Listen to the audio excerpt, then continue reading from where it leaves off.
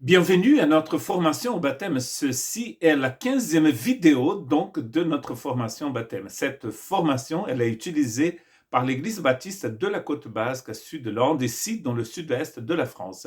Aujourd'hui, nous allons rentrer dans un sujet extrêmement important dans notre formation qui va nous parler de Jésus. Quand nous nous engageons nous prenons l'engagement de nous faire baptiser, c'est parce que nous avons compris une chose très importante. Il y a d'ailleurs deux choses, à mon avis, qui sont très importantes. La personne du Christ et son œuvre. Nous venons de parler de son œuvre pendant 14 vidéos. Et maintenant, peut-être nous devions commencer par cette vidéo, la 15e vidéo. Dans cette 15e vidéo, nous allons parler, bien sûr, de la personne de Jésus.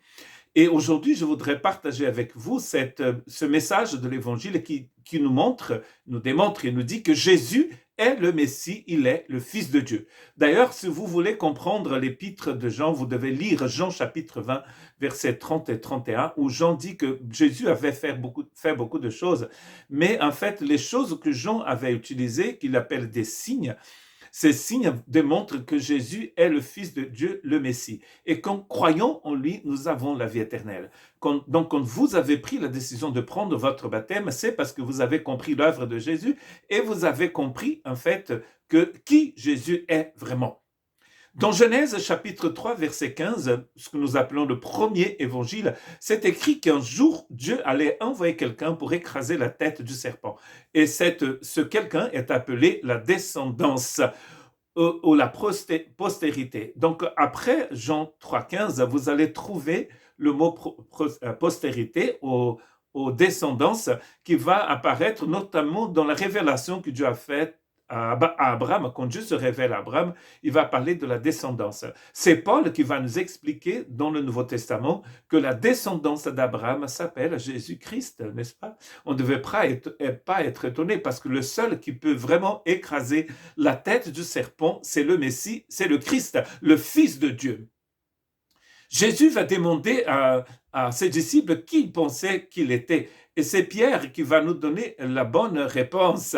Pierre, comme d'habitude, prenait la parole comme ça et parfois il disait des choses très intéressantes et d'autres fois il était complètement à côté de la plaque. Dans Matthieu chapitre 16, verset 16, Pierre dit, Simon Pierre répondit, tu es le Messie, le Fils du Dieu vivant.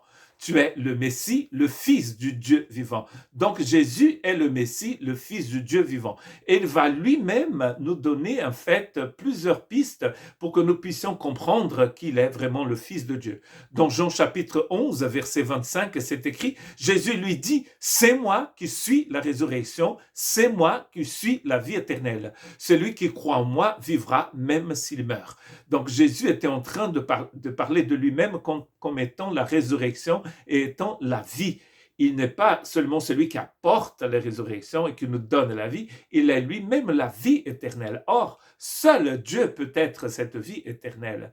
Jean chapitre 14, versets 5 à 11, ça fait partie de ces derniers discours de Jésus avant son arrestation qui va se passer, donc on se concerne le livre de Jean, dans le chapitre 18. Ici, dans Jean 14, 5 à 11, Jésus dit, Thomas, c'est Pierre, c'est Jean qui écrit, Thomas lui dit, Seigneur, nous ne savons pas où tu vas, comment pouvons-nous en savoir le chemin?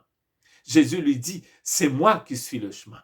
C'est moi qui suis la vérité. C'est moi qui suis la vie. Donc voici une autre partie de l'évangile de Jean où nous voyons les signes à partir de ce « je suis ». Nous avons vu que dans Jean 11, Jésus dit « je suis la résurrection et la vie ». Et ici, il dit qu'il est le chemin, la vérité et la vie.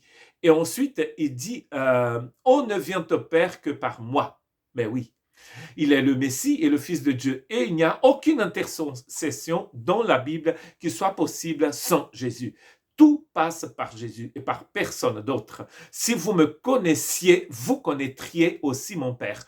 Et dès maintenant, vous le connaissez et vous l'avez vu. Philippe lui dit, Seigneur, montre-nous le Père, et cela nous suffit. Jésus lui dit, il y a si longtemps que je suis avec vous, et tu ne me connais pas, Philippe. Celui qui m'a vu a vu le Père. Comment peux-tu dire, montre-nous le Père? Ne crois-tu pas que je suis dans le Père et que le Père est en moi? Les paroles que je vous ai dites, je ne les dis pas de moi-même. C'est le Père qui vit en moi, qui fait lui-même ses œuvres. Croyez-moi, je suis dans le Père et le Père est en moi. Sinon, croyez-moi au moins à cause de ses œuvres, de ses signes, notamment ici dans l'évangile de Jean. Donc Jésus montre clairement qu'il est la résurrection et la vie, mais il est aussi le chemin et il est la vérité. Dans Jean 17, 5, dont bien sûr qui fait partie aussi de ces derniers textes de Jésus avant son arrestation, Jésus dit: maintenant Père, révèle toi-même ma gloire auprès de toi, et en me donnant la gloire que j'avais auprès de toi avant que le monde existe. Avant que le monde existe, il était déjà là, il était rempli de gloire. Donc Colossiens 1, 16, nous comprenons maintenant que c'est le Christ qui a créé toutes choses. Et dit en effet, c'est en lui que tout a été créé, dans le ciel et sur la terre. Les choses visibles et les choses invisibles, trône, souveraineté, domination, autorité. Tout a été créé par lui et pour lui. Et donc, tout a été créé par lui et pour lui. Et ce qui était très intéressant dans Colossiens, c'est que Paul est en train de combattre l'idée que certaines dominations, certains esprits, certaines choses, certaines forces peuvent être mises au pied d'égalité avec le Christ. Et il est en train de dire oui, mais ces choses ont été créées par lui, donc c'est pas possible. Ils ne peuvent pas être plus importants que lui, c'est lui qui les a créés. Donc vous voyez, le Créateur est plus important que la créature. Donc Colossiens 1,16, en effet, c'est en lui que tout a été créé dans le ciel et sur la terre. Tout a été créé par lui. Et là, il va dire ces choses qui ont été créées par lui. Donc vous voyez, Jésus est le Fils de Dieu, le Messie. Et par ces textes, nous montrons très bien qu'il est le Fils de Dieu. Il est, d'ailleurs, comme dans Jean 6, il dit « Je suis le pain de vie ». Les gens cherchaient en Jésus de la nourriture gratuite et Jésus avait un pain beaucoup plus important à leur donner, c'est-à-dire lui-même. N'est-ce pas intéressant? Donc il est le Sauveur, il est le Fils de Dieu, il est le Créateur aussi. Et vous pouvez regarder dans beaucoup de prophéties de l'Ancien Testament ce qui était écrit à propos de lui.